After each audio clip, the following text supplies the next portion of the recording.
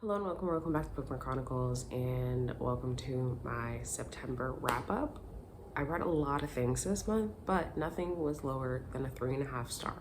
Well, I had one DNF, but other than that, pretty good. The first thing that I read was Let Me Please You. This is the final novella in the McLean Brothers series about their sister Catherine. I will be doing a series review of this soon, so I will talk about all the books and how I felt about all of them. This one I liked. I gave it 4 stars.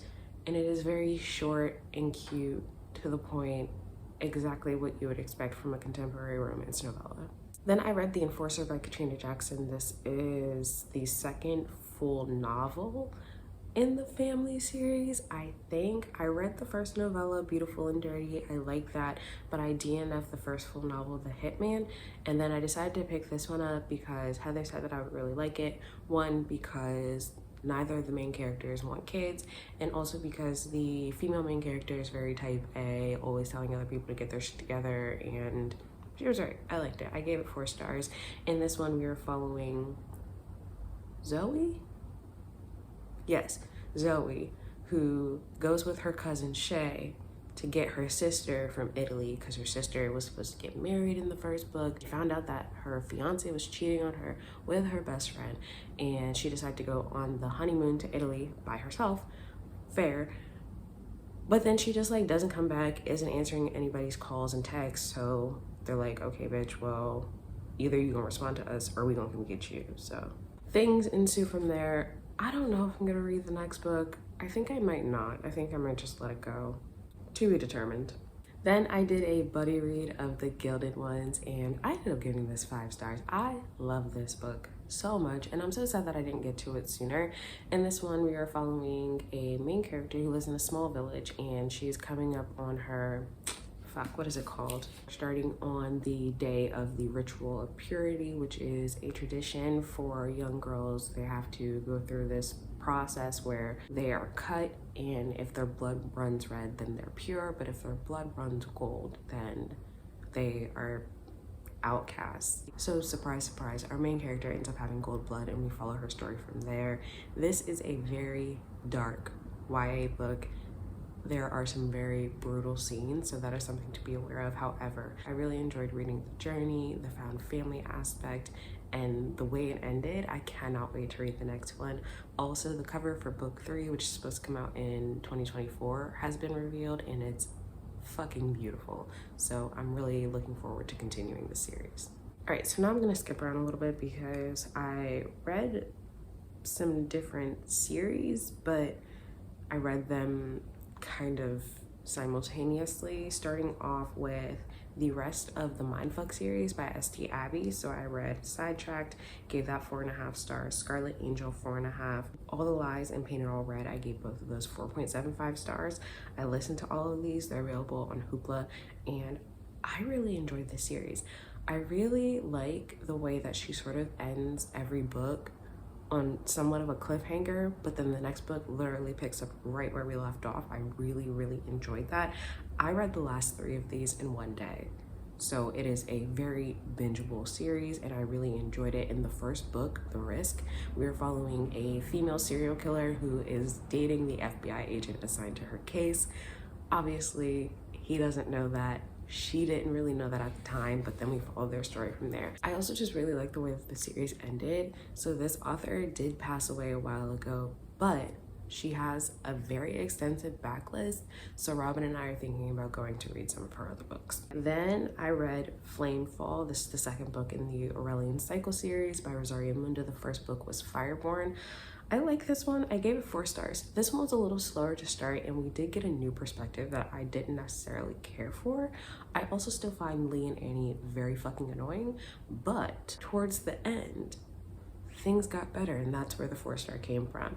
In that first book, we are following Lee and Annie. Both of them are training at this Dragon Rider Academy to become First Rider and sort of the guardians of this regime. They are part of the regime that came after a rebellion where the former Dragon Lords and their families were killed, and then this new regime sort of allowed people from all socioeconomic statuses to be able to ride dragons, which was not the case before. So Lee and Annie have been friends for a really long time because they grew up in an orphanage together. However, they sort of end up on opposite sides due to their past and their family histories. It's a very interesting story. It is YA, and I think the first book was very well done, and that's why I enjoyed it so much. I would definitely recommend this to people who enjoy Fourth Wing. Then I attempted to read Assistant to the Villain.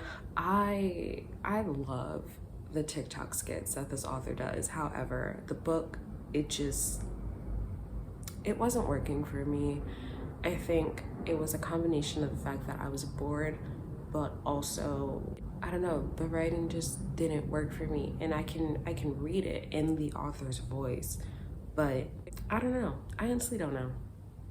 It really didn't work out for me. So I ended up DNFing this after like 80 something pages. And this, we are supposed to be following a like grumpy villain and his sunshine assistant. The two of them are supposed to fall in love. I didn't get that far though.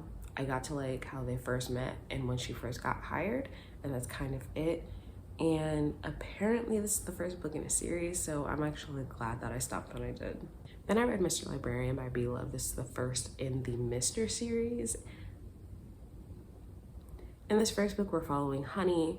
She has recently been through a traumatic experience, and then one day she is at this library. She restores books, and so she had done one for a client, went to this library to deliver it, where he was going to give the book to his wife for her birthday present. The client is like really rude to her, and she ends up like crying in the hallway, and the librarian, the owner of this place, comes to her defense and puts that man in his place, and it was great.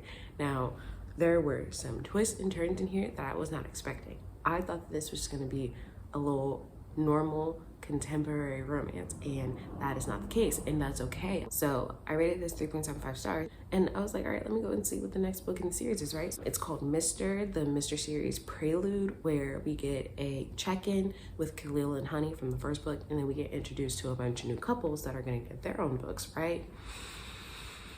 When I tell you that I was laughing hysterically and sending Robin voice notes while I was reading this book, like I was shocked. Okay, here's the thing. Miss Librarian is cute. It's kind of soft with a side of gang shit. And I was like, all right, I'm here for that. Okay, we know I love a mafia romance, right? The first novella in this series, shit went way fucking left, and I was like, this is not what I expected. I feel like B. Love tricked me. I've been bamboozled, hoodwinked, and led astray. I don't know what's going on anymore. This is not what I expected. It's not what I signed up for. And I was like, all right, whatever, maybe just this one is like this. I went to the next one, it wasn't any better. I might continue the series. I might, purely out of curiosity. But, and it wasn't bad. I want to make that very clear. It wasn't bad. It just wasn't what I expected at all. I ended up rating that collection 3 stars because, again, it wasn't bad. But I clearly have to alter my expectations if I do continue this series. Then Robin and I read Murder and Mamon. This was our monthly buddy read for the month. This is the 4th book in the Tita Rosie's Kitchen Cozy Mystery series, following Arsenic Adobo, Homicide in Hollow Hollow, Black Note, and Bavinka. So I have genuinely loved the first 3 books in the series, and I didn't love this one as much. And I think that there are a few reasons for that. So I ended up rating this one 3.5 stars.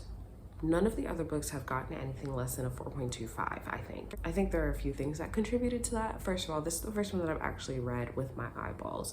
I actually had an e-arc of it, so I read it digitally, whereas with the others, I had listened to all of them. Denise Cabanella does such a great job with the audiobooks. I highly recommend. Everyone was annoying this time around, even Leela, and like, Leela is too old to be doing some of the things that she does, right? Like, in this one, she was just being fucking reckless and constantly putting herself in danger, despite the fact that other people were consistently asking her not to do that. And I found out that originally she was only planning to do 3 books, and I feel like maybe she should have stuck to that.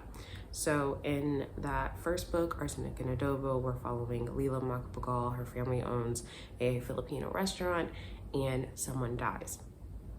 That is pretty much the theme for the rest of the book. Someone dies and somehow Leela gets involved. It wasn't bad. It wasn't terrible. I just didn't love it as much as the others, and Robin didn't like it as much either, even though she doesn't enjoy the series overall as much as I do. So if you're gonna read it, I still recommend, but maybe be prepared to not enjoy it as much this time around. Lastly, I read the first 2 books in the Love Sister series by Christina C. Jones. This is the spin-off to the Wright Brothers series, which I do have a series review of. I'll have that linked. And in this one, we're following their 3 cousins. So in the first one, I Think I Might Love You, we are following Jacqueline and Caden, I think is his name. They started off on the absolute wrong foot. It was a very confusing misunderstanding when they cross paths for the first time, but then we follow their story from there, and it is adorable. I loved it. This is a novella series. There are 3 total, and I will likely do a series review for these as well. I rated the first one 4.5 stars, and then the second one, I Think I Might Need You, I rated 4 stars. I still enjoyed it, but there is a trope that is kind of a spoiler, and if you don't like that trope, it might ruin the book for you.